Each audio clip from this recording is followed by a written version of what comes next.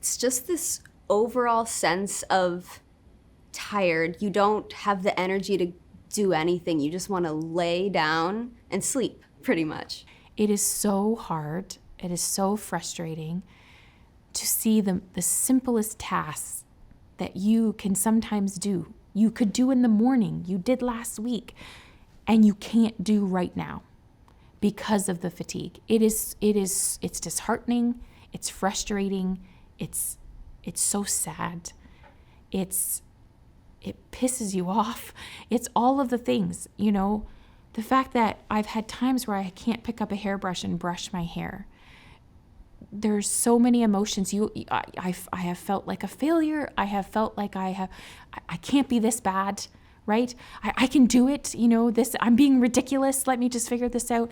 But it is really hard. It is really hard on your mental health to be dealing with chronic fatigue because you don't understand it and you get frustrated with yourself. And I've learned through many years of therapy that it's in those moments you have to give yourself the most grace. And you can't do it, and that's okay. You can't do it right now. You'll do it later. You just can't do it right now.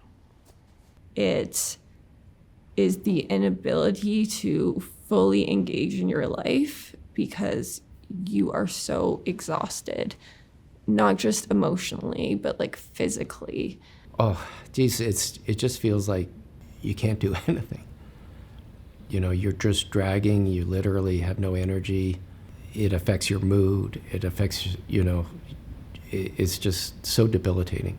There are days that I struggle to even shower because I can't stand for that long. And that's so hard. You don't feel any motivation to hang out with friends. Like all you want to do is just sleep. So it can really impact your relationships with people and your overall sense of happiness, really.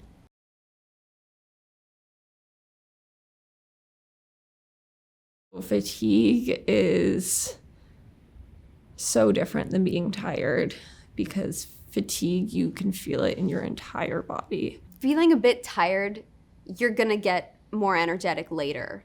And you know you will. Well, you don't always know, but usually you'll get energy later. Fatigue, you just constantly feel lethargic, essentially. Fatigue is not something you can sleep away. You can sleep away being tired. You can sleep away even being exhausted. You can rest for a weekend. You can take a holiday.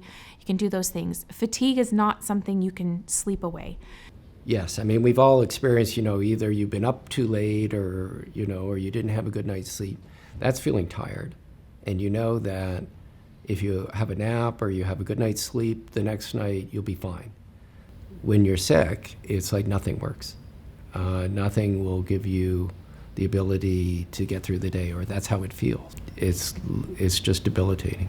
There's a very big difference between someone who is tired and someone who has chronic fatigue. Someone who is exhausted even, and someone who has fatigue, chronic fatigue. You know, I think the best way for me to explain it is I've had, you know, people, I'm not discrediting them being tired or exhausted and how difficult life can be. Under no circumstances am I discrediting that. But when I have conversations with folks and I try to make them understand the chronic fatigue that is very often hand in hand with IBD at different points in your IBD journey, is I have had moments in my life where I have been so fatigued that if my house was on fire, I could not get out on my own. And there is nothing I could physically, mentally, emotionally do to get myself out of that house by myself. That is what chronic fatigue is. It is not exhaustion, and it is not being tired. It's another level. It was literally a situation. My house was on fire, but a condo, I was living in a condominium, and there was a condo that was on fire, and we had to get out, and I could not get out. And I called 911, and I said, "You're already here, but somebody needs to come here because I can't go. I can't get out." I made it to the door, enough to open the door so that they knew where I was.